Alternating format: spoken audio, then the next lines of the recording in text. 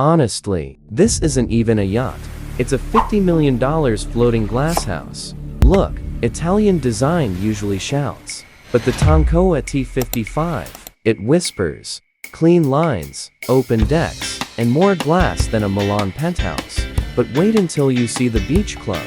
You're literally watching the Mediterranean from underwater, and that pool, it flips into a solid teak dance floor in seconds. You don't just charter a masterpiece like this. You own it. Would you live here, or is it too much? Comment below.